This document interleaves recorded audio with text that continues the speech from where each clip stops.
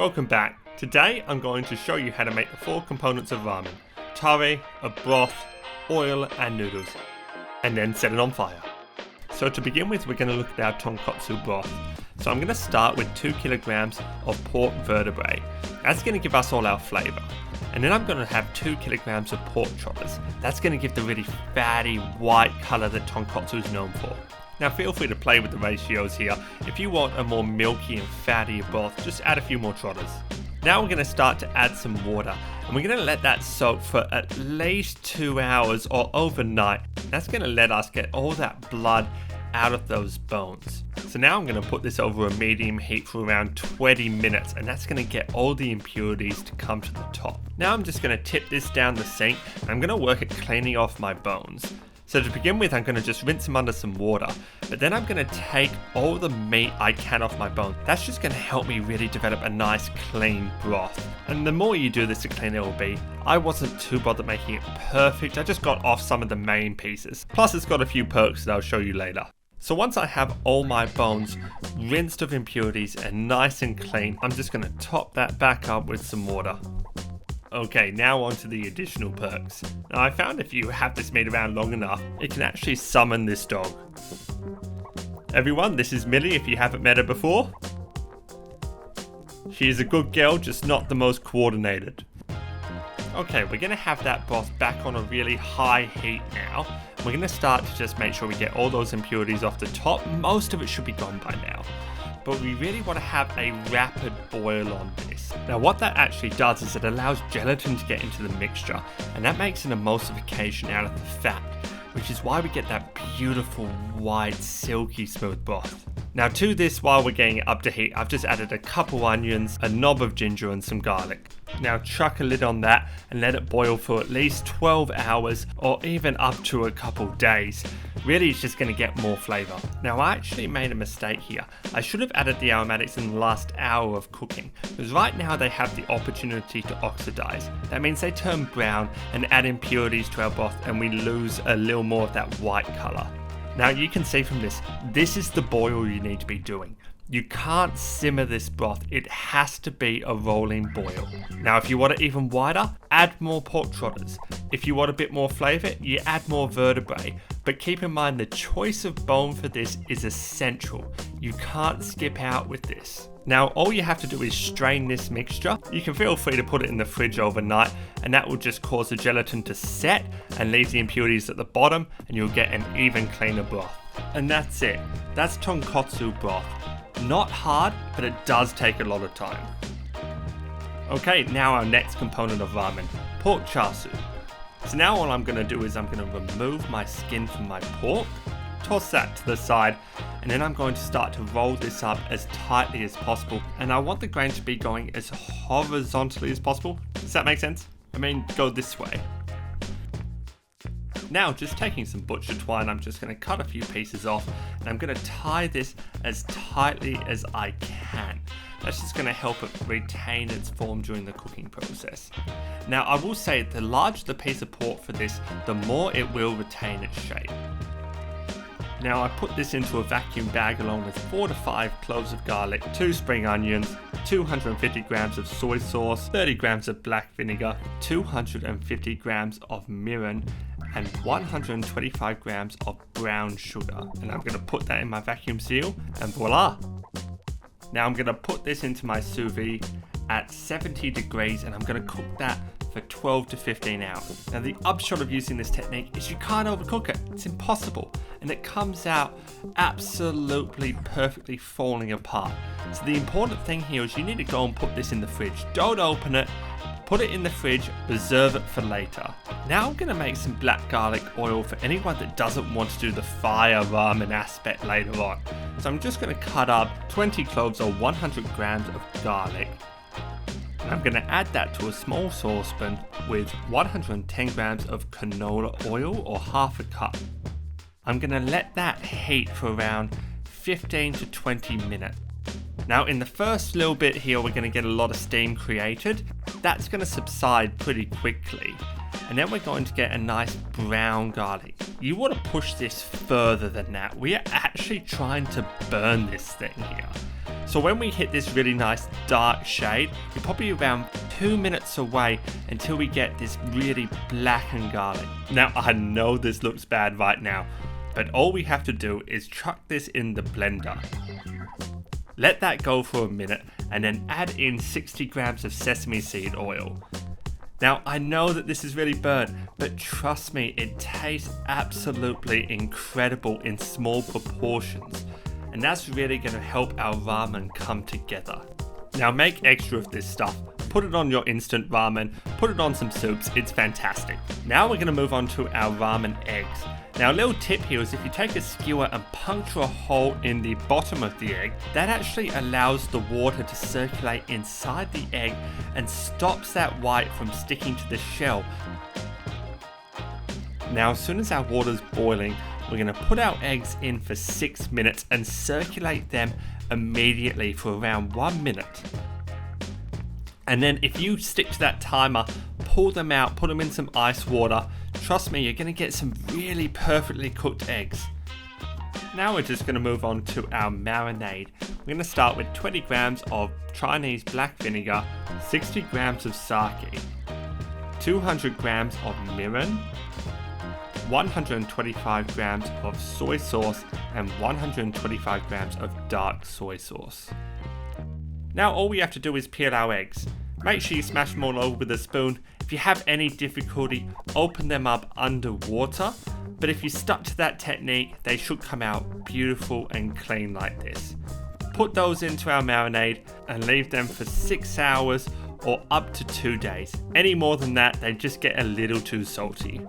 Now if you don't believe me, let's cut into one of these after 6 hours. Look at that, an absolutely perfect yolk. You can't do more than that. Now we're going to move on to the seasoning component of our tonkotsu, the tare. So I'm going to start off with 20 grams of kombu, 20 grams of noboshi or dried sardine, 20 grams of shiitake mushrooms and 500 grams of water. And I'm going to put that over a medium-high heat until we get a boil. Add 15 grams of bonito flakes, cut the heat and let that sit for 15 to 20 minutes. Now go ahead and strain this mixture and you're left with a beautiful gold, salty and umami filled liquid. Now to this I'm going to add 250 grams of mirin, 150 grams of sake, 20 grams of black vinegar and 250 grams of soy sauce. Now just dump that into a container. You didn't say that. Dump this into a container. Now if you want to make ramen at a later date, put this into some ice cube trays and it stores really well in the freezer.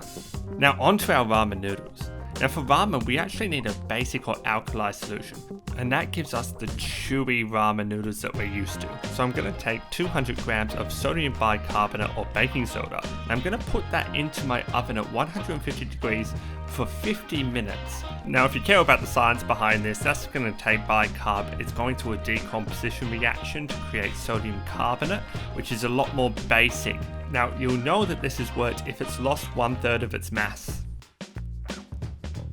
Now to a large bowl, I'm going to add 250 grams of plain flour, a combination of 2 grams of sodium carbonate and 3 grams of salt. I'm going to whisk that all together, and then I'm going to add 100 grams of warm water. Now when you do so, you'll actually see that the dough appears kind of yellow, and that's normal for ramen.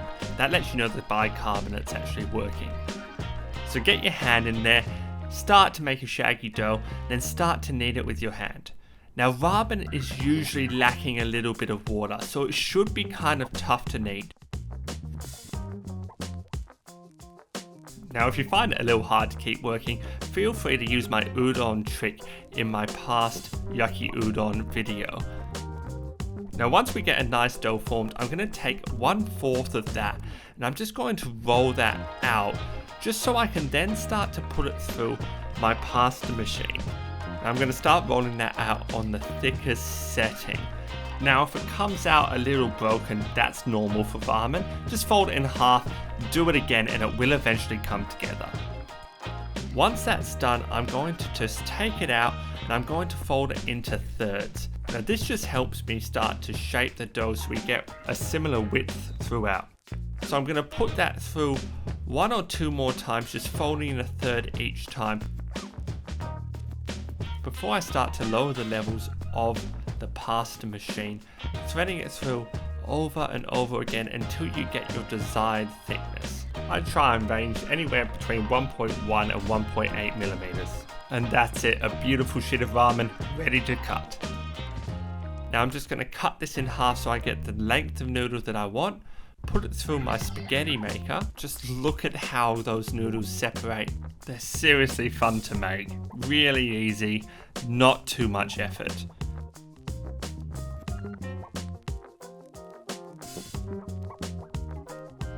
I'm going to chuck a little extra corn flour over, dust those out just to stop them from sticking, and then just put that over to the side and work on the rest of my ramen until they are all complete. Cover with a kitchen towel until you are ready to cook them. Now I've got my cool Chashu, so I'm just going to take my blowtorch. I'm going to try and add a little bit of char onto the outside of this, really trying to get that Maillard reaction going, get all those flavors popping. Now it's cooled, you'll have an easier job just carving this as thin as you would like. Now, as mentioned before, it would keep its shape a bit better if it was a little bit bigger.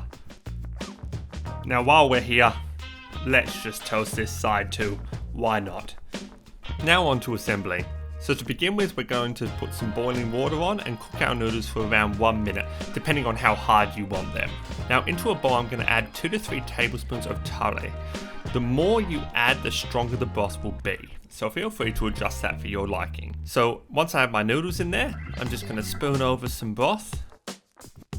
And then I'm going to cover that with a lot of finely diced spring onions. That's going to create our barrier that we need for when we set this thing on fire. Now to a pan, I'm going to add around 1/4 of neutral oil, and I'm going to have that on high heat. And when it reaches 200 degrees Celsius, it will catch on fire. Now when you're doing this, don't be scared of the flame. There are 3 ways of putting it out. The first way is a fire extinguisher or using a bicarbonate. Second way is simply just turn it off, don't freak out, leave it to itself and it will simply go out. The other way we can do it is actually just add in some oil again. That will lower its temperature and eventually it will just go out. But whatever you do, do not put water on this. It will spurt and you'll get massive fire. Now let's put this on our ramen. So while we're doing this, we're going to have a glove and some safety glasses on. And once this catches on fire, I'm just going to take it and slowly pour it over my ramen. It will spurt and you need to make sure you don't pour too much. We're just looking for a tablespoon or so. Now if you haven't seen this before, it's a style done in Osaka. The ramen is seriously fantastic.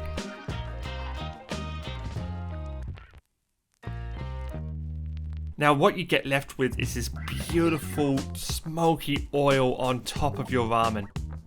So now we're just going to plate it up using some hydrated black fungus, our ramen eggs and our chashu. And that's it.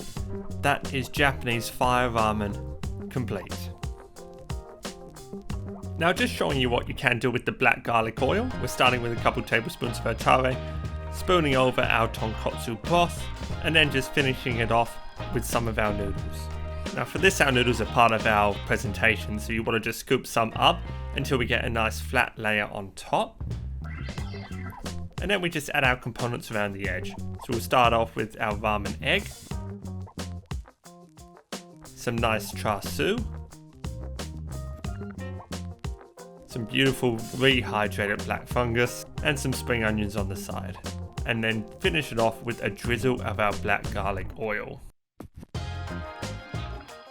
And that's it. That's a black garlic tonkotsu done. Now I love ramen, and although this may seem like a lot of components, time and effort, it's all worth it for a ramen lover. So until next time, have a darn good week.